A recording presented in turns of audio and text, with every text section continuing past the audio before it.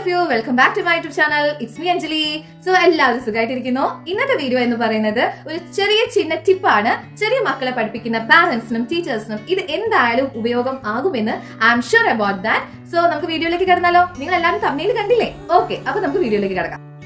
ചെറിയ മക്കളെ പഠിപ്പിക്കുന്ന പാരന്റ്സ് ഉണ്ടാവും, ടീച്ചേഴ്സ് ഉണ്ടാവും, അവർക്കെല്ലാം യൂസ്ഫുൾ ആയിട്ടുള്ള ഒരു ടിപ്സ് ആണ് ഇപ്പൊ പറയുന്നത്. അതിൽ ആദ്യത്തേത് എന്ന് പറയുന്നത് the very first one is use simple language. use simple language എന്ന് പറഞ്ഞു കഴിഞ്ഞാല് ഇപ്പൊ ഫസ്റ്റ് തന്നെ നമ്മളെടുത്തൊരു കുട്ടി പഠിക്കാൻ വരുന്ന സമയത്ത് തന്നെ നമ്മൾ ഫോർ എക്സാമ്പിൾ നിങ്ങൾ എന്റെ കുട്ടി ഞാൻ പഠിപ്പിക്കാൻ ഫസ്റ്റ് നിങ്ങളെ കാണുവാണ്.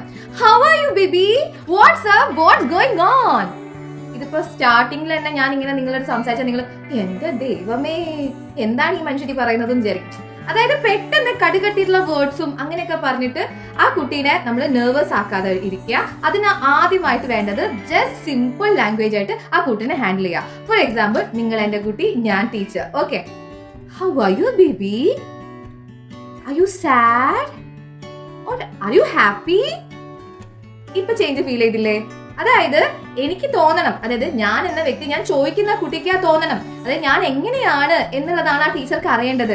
ഹൗ ആർ യു എന്ന് ചോദിച്ചാൽ ഞാൻ ഓക്കെ ആണോ, മീൻസ് ആർ യു സാഡ് എന്ന് ചോദിക്കുമ്പോൾ ഞാൻ സങ്കടപ്പെട്ടിട്ടാണോ ഇരിക്കുന്നേ, അല്ലെങ്കിൽ ആർ യു ഹാപ്പി, അല്ലെങ്കിൽ ഞാൻ ഹാപ്പി ആയിട്ടാണോ ഇരിക്കുന്നേ, അതല്ലേ ആദ്യം ആ കുട്ടിക്ക് അറിയേണ്ടത്. അങ്ങനെ ആദ്യം കുട്ടി അതിന് റിപ്ലൈ എന്താ ചെയ്യേണ്ടത്, അല്ലെങ്കിൽ ഒന്നും മിണ്ടാതിരിക്കും. ഫസ്റ്റ് ഓഫ് ഓൾ ആ ഒരു കൺസെപ്റ്റ്, വെരി സിമ്പിൾ ആയിട്ടുള്ള ഒരു കൺസെപ്റ്റ് വേണം ആ കുട്ടിക്ക് നമ്മൾ കൊടുക്കാനായിട്ട്.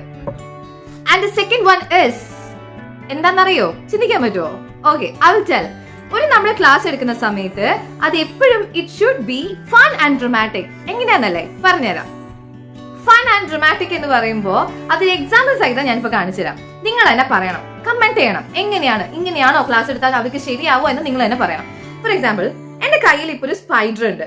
അപ്പൊ ഞാൻ ഇത് കുട്ടികളെ ഇത് സ്പൈഡർ ആണെന്ന് പഠിപ്പിക്കുകയാണ്. ഓക്കെ, സ്പൈഡർ ഉണ്ട്, ഞാൻ സ്പൈഡർ ആണെന്ന് പഠിപ്പിക്കുക. നിങ്ങളാണ് എന്റെ കുട്ടികൾ. ഓക്കെ, അപ്പൊ ഞാൻ സ്പൈഡർ ആണ്.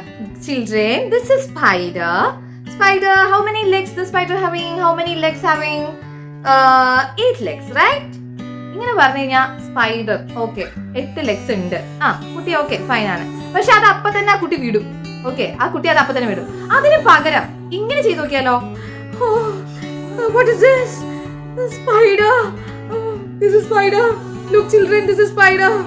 How many legs it's having? 1, 2, 3, 4, 5, 6, 7, 8. Oh my god, 8 legs. Spider is having 8 legs.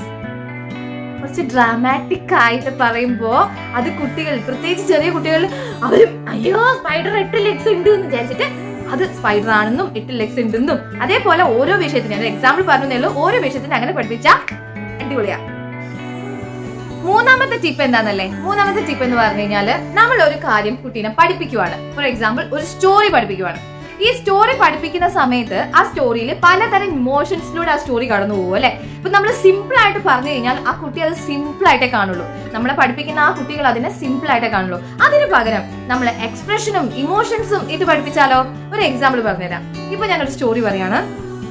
Once there lived a little girl. Her name is Little Red Riding Hood. She lived in a forest. ഇത് പറയുമ്പോൾ തന്നെ കുട്ടിക്ക് ബോറടിക്കും. എന്ത് കഥയാണെന്ന് പറഞ്ഞുകൊണ്ടിരിക്കുന്നതെന്ന് പറയുമ്പോ. അപ്പൊ അതിന് പകരം നമ്മൾ എങ്ങനെ പറയണം? Once there lived a small little girl. What's her name? Her name is Little Red Riding Hood. What's her name? Tell me, what's her name? Little Red Riding Hood. Yeah, she's very beautiful. She is very beautiful. അപ്പൊ തന്നെ ആ കുട്ടികളുടെ മനസ്സിൽ എന്താണ്? ആ കുട്ടി ഒരുപാട് beautiful ആണ്. ടീച്ചറിന്റെ വായിൽ നിന്ന് കിട്ടുന്നതാണ് ആ കുട്ടി. അത് എക്സ്പ്രഷനിലൂടെ ഇമോഷൻസിലൂടെ കൂടെ പറയുമ്പോ ആ കുട്ടിക്ക് അത് പെട്ടെന്ന് ഗ്രാസ്പ് ചെയ്യാനായിട്ട് പറ്റും. And the next tip is, നമ്മളൊരു കാര്യം പഠിപ്പിക്കുമ്പോ ടോണൊക്കെ മാറ്റി പഠിപ്പിച്ചു നോക്കിക്കഴിഞ്ഞാൽ ആ കുട്ടിക്ക് ആ ഒരു വിഷയം ഗ്രാസ്പ് ചെയ്യാൻ എളുപ്പത്തിന് പറ്റും. ഫോർ എക്സാമ്പിൾ പറയുകയാണെങ്കിൽ ഞാനിപ്പോ ഒരു ഒബ്ജക്റ്റ് കുട്ടീനെ പരിചയപ്പെടുത്താണ്. ഇതൊരു അംബ്രല്ലയാണെന്ന് നിങ്ങൾ വിചാരിക്കുക. നിങ്ങളാണല്ലോ എന്റെ കുട്ടികള്. സോ ഇത് അംബ്രല്ലയാണെന്ന് വിചാരിക്കുക. It's an umbrella. It's an umbrella. ഞാൻ പറയാണ് ഇറ്റ്സ് ആൻ അംബ്രല്ല. വെറുതെ ഞാൻ പറയുന്നു ഇറ്റ്സ് ആൻ അംബ്രല്ല. അതിന് പകരം ആ കുട്ടികൾ അത് കേട്ടു, ശരി സമ്മതിച്ചു, പെട്ടെന്ന് വീട്ടിൽ പോയി ചിലപ്പോൾ അത് മറന്നു പോകും. പക്ഷേ അത് മൈൻഡിൽ തന്നെ നിൽക്കണം എന്നുണ്ടെങ്കിൽ നമ്മൾ ടോൺ മാറ്റി സംസാരിച്ച് പറയണം. ഓക്കെ, ഫോർ എക്സാമ്പിൾ പറയുകയാണെങ്കിൽ what is this? It's an umbrella. It's an umbrella. 1, 2, 3, 4, 5. It's an umbrella. It's and umbrella. Means പല രീതിയിൽ പറയുമ്പോ ആ വേർഡ് ആ കുട്ടിയുടെ മൈൻഡിലേക്ക് എത്തും. നമ്മളെ ക്ലാസ് കേട്ട് ബോറടിച്ച് ചത്തുകുത്തിരിക്കുന്ന എന്താ പറയാ കുട്ടികൾ നമുക്ക് ഇഷ്ടം പോലെ കാണാം അല്ലെ. അപ്പൊ ഈ ബോറടി മാറ്റാൻ എന്താ ചെയ്യേണ്ടത്? നമ്മളെ ക്ലാസ് കൺട്രോൾ ആയിട്ടിരിക്കണം. നമ്മളെ ക്ലാസ് എപ്പോഴും നമ്മളെ കൺട്രോൾ ഉണ്ടാവണം. ഈ സംസാരിച്ചിരിക്കുമ്പോൾ നോർമലി ടീച്ചേഴ്സിന്റെ ഒരു ബിഹേവിയർ എങ്ങനെയായിരിക്കും? All of you sit down properly എന്ന് പറയുന്ന ഒരു രീതിയായിരിക്കും അല്ലെ. അതിന് പകരം എങ്ങനെ പറയാം നമുക്ക്? 1 2 3 നിങ്ങൾ തന്നെ ഇപ്പൊ മിണ്ടാതിരുന്നില്ലേ? ഇല്ലേ? മിണ്ടാതിരുന്നില്ലേ? അതായത് അവരുടെ അറ്റൻഷൻ നമുക്ക് കിട്ടണം. And the next one is be sensitive and nice to the children. അതായത് ഫോർ എക്സാമ്പിൾ ഞാൻ പറയുകയാണെങ്കിൽ, നിങ്ങൾ എന്റെ കുട്ടികളാണ് എപ്പോഴും ഞാൻ ഒരു എക്സാമ്പിൾ പറയാണ്, ഇത് ഏത് കളറാണ്, വാട്ട് കളർ ഈസ് ദിസ് എന്ന് പറയുമ്പോൾ കുട്ടികൾക്ക് പറയുണ്ടാവില്ല. ആ പറയുമ്പോൾ okay sit down, the next one പറഞ്ഞോ. അങ്ങനെ പറയുന്നതിലും നമ്മൾ എങ്ങനെ പറയണം? ഇതില് കളർ അറിയില്ല, ഓക്കെ അലിയ ചൽ വൈറ്റ്, വെരി ഗുഡ് വൈറ്റ്. ഇനിയിപ്പോ ഇത് യെല്ലോ ആണെങ്കിൽ യെല്ലോ, യാ വെരി ഗുഡ്.